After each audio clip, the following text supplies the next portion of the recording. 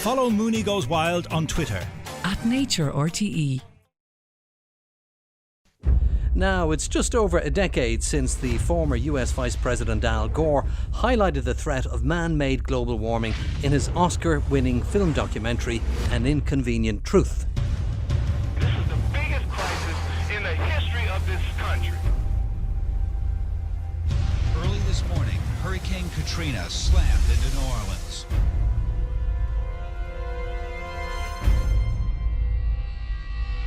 Is it possible that we should prepare against other threats besides terrorists?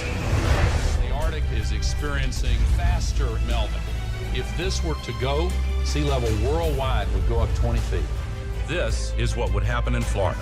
Around Shanghai, home to 40 million people. The area around Calcutta, 60 million. Here's Manhattan. The World Trade Center Memorial would be underwater. Think of the impact of a couple 100,000 refugees, and then imagine 100 million. We have to act together to solve this global crisis.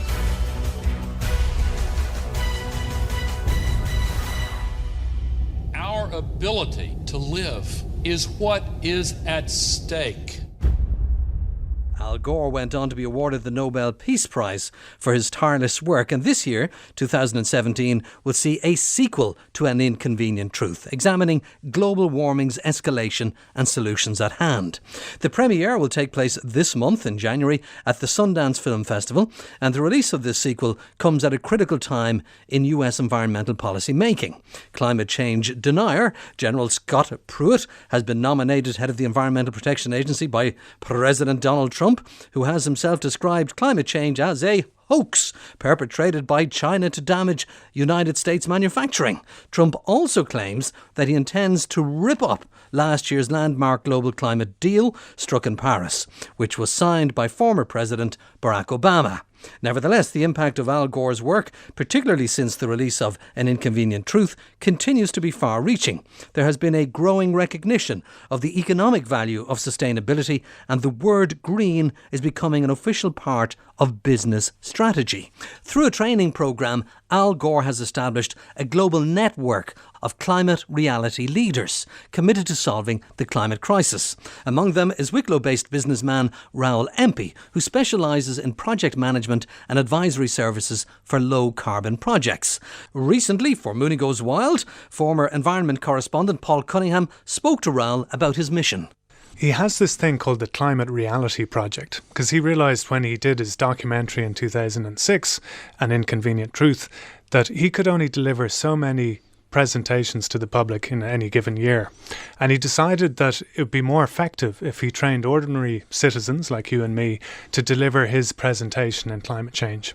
And over the last 10 years, he's set up this Climate Reality Project. He's kept his slide deck up to date in terms of the climate science and the impacts. And he has these very large training events. And I went to one in Miami and I got personally trained by him. Now, it's a big event. We managed to get an Irish delegation of 8 Irish guys over there to be trained up, and we're all doing these climate reality talks within our own spheres of influence in Ireland at the moment. Tell us about the climate reality talks. Obviously, there's an audience out there. They want to hear about it, but what is your message? Well, I probably should clarify, as a layperson rather than a climate scientist, which I'm not. My background is actually, I was a civil structural engineer, and in the economic downturn, we all got laid off, and I decided to set up my own career in something I was passionate about, and that was climate change. So I'm speaking more of an engineer, and it's more about what can we do now, and using my own skill set as best I can. Can you tell me something about that? Because I'm interested, you are coming from a professional background. It's not that you are a green disciple who's trying to convert everyone. You're someone who's attuned to the question of a balance sheet, of being in the red as opposed to being in the black. How do you try and send that message in very difficult trading times where you're saying you should try and be sustainable and I'm going to be able to try and help you? It's a really difficult one. I think there's probably since the economic downturn, there's been a turn-off against sustainability and green, all things green. You even see in government grant schemes, they're no longer greener homes, they're better energy homes. Everything got rebranded, didn't it? So, but in terms of how I do it, I started with energy efficiency. I think there's a well-established business case for that. People pay energy bills, organisations pay energy bills, and if you can make a 10% saving on that, generally they're interested in that. It's saving on their bottom line. Now, how do we get further than that? How do we go beyond energy efficiency? And I'm very much interested in that. One case is natural capital. And they're doing a lot of work in this in both Scotland and England. And we had a Irish forum on natural capital only at the start of October in the concert hall. And I went to that, a very fascinating thing. And it was good to see one of the chief economic advisors to the Scottish government has managed to put nature within government policies, embedded it there. And they're tracking the natural capital as a sort of asset index over time. And it helps him drive more resources towards protecting nature and address things like climate change and energy efficiency and bring all those policies together. But what does it mean, natural capital? To most people, it wouldn't be something they would understand or maybe you have even heard of. There's a great book by Tony Juniper. He used to be Friends of the Earth in the UK, and he's written a book called What Has Nature Ever Done for Us? So I'd recommend, first of all, read that book if you want to know what natural capital is about. But it's essentially putting a value on nature, and some environmentalists don't like this because when you start to monetize things, maybe you're losing the point.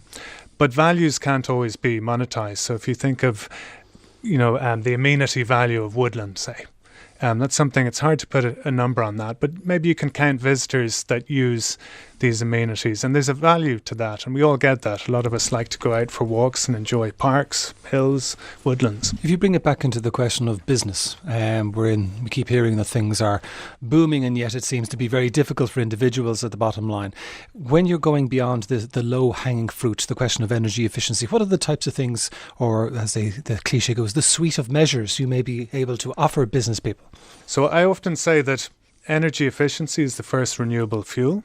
So get your energy efficiency right before you start investing in the renewable technologies. They're great, but they do tend to be expensive and hard to justify the business case. If you can make them work, go for it. So once you get your housekeeping in order with energy efficiency, you've got to start getting capital resources together to invest in technologies, whether it's switching to LED lighting, more efficient systems for broadcasting or whatever it is. That's going to take capital resources as well as time resources. And it's about setting that up. So we do work setting up energy management systems in organisation, and it takes a structured approach from the top level, from chief executive, and that filters all the way down to the staff. You were talking about working with Al Gore and that pulse that was being sent out, and you with the rest of your colleagues coming back.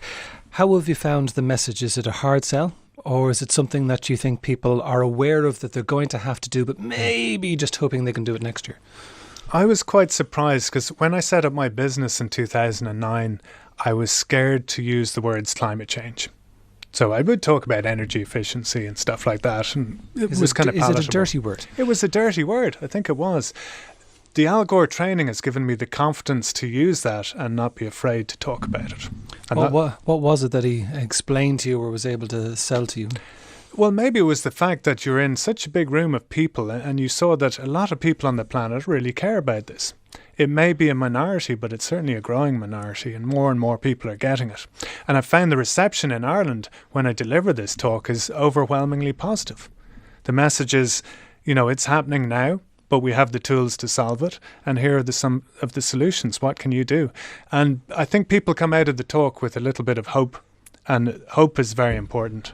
Sometimes it seems to me, just as someone who's interested in the topic, that on the one hand you've got EU policy levers, 2020, 2030, 2050 targets, which are pretty stringent. And on the other hand, you've got people who say they want to make a change, but somewhere in the middle, maybe politically or maybe vested interests, don't want to move at the pace which seems to be required. Would that sounds like something you would believe in as well? I think I would concur with that, yes. I think in policies there's always tensions, aren't there? So we've got these EU commitments, and now we've got to reduce our emissions by 40% by 2030. And they're tall orders. They require significant investment. At the same time, we've got our Food Harvest 2020, don't we? So we've got to expand animal agriculture and all that. And that's going to raise methane emissions and other, more fertilizers. So expanding agriculture is going to grow emissions. And I think there's a hope out there that maybe afforestation programs will, make that carbon neutral. But I'm not sure I see the carbon balance adding up. And this is where maybe going back to a natural capital thing, if we start balancing the carbon and have carbon balances, maybe we can see where the loopholes are and what's not really equating.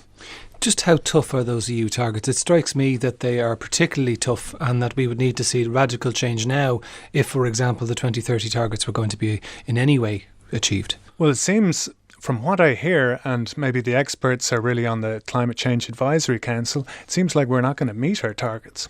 So there may be fines. And if we keep on a business as usual trajectory, I was listening to Joseph Curtin, who sits on the Climate Change Advisory Council, and he's talking about potential costs in fines and otherwise of not hitting renewables, energy efficiency and emissions targets of somewhere between 3 and 6 billion if we kind of do nothing. So that's the cost of doing nothing. But if we could use that money and harness that to do positive change, I would argue it's good for the economy, good for business. Well, the Mooney Show was a show that likes to be upbeat. It likes to think of what can be done as opposed to what the problems might be. You were talking in these talks that you're delivering some of the solutions that could be there. For you personally, what would be a very good example of a solution which would be possible and something which listeners would be able to latch onto and say, that makes sense? For people to do. Yeah. Yeah. Like you and me, I guess I'm constantly grappling with this. I measure my family carbon footprint every year, and it's about 25 tonnes for myself, my wife and 2 children, and I'm trying to reduce it. Now, a lot of that is actually transport energy. So you talk 2-car family in a rural location, so we're probably living in the wrong area. We're not on a good public transit. And it's flights, nice holiday in the Mediterranean. So we live like normal Irish people, but constantly trying to get that down. So we've installed a solar panel on the roof. Good grants for that. It didn't seem too costly. We managed to do it. We switched to a more fuel-efficient car. And at the same time, I'm looking at trying to find carbon offsets to offset that. And it's a little bit complicated. You don't really know what you're buying when you buy a carbon offset. And perhaps more pertinent, I'm trying to get a pension fund that is divested of fossil fuels. And maybe that's something you can do. Talk to your financial broker and say, how much of my pension fund is investing in fossil fuels? You'll probably find it's between 7 and 9% or somewhere around there. And you might find some big oil names on it. And if you can divest of that, maybe that's somewhere you can exert influence. One last question. Awareness is clearly the key. If you're aware of it, then you can start asking the right questions and, as you said, begin to look beyond about what you can do. Where would be the good places to go for people, apart from listening to this show, obviously, but where would be good places to go for people to get the information which would set them off so they would be able to, for example, be able to measure and define their CO2 output on an annual basis? There's lots of online carbon calculators, so you quick Google search, you'll find some. SEAI has fantastic resources for helping you become more energy efficient and doing renewables and all that. And another area is really diet. And it's probably something we're not focusing on in Ireland. We're set to grow our agricultural system, but there's no talk about how that has a growing carbon footprint. We're having a diet with more and more meat. If we move to more of a plant-based diet, that would save emissions. So you can buy your electric vehicle and that's very expensive, but simply switching to more vegetables, maybe that's a quicker way to save a ton of carbon dioxide in a year. And more information about that sequel can be found on our website rte.ie/Mooney. Follow us on Facebook, RTE Nature. Mooney Goes Wild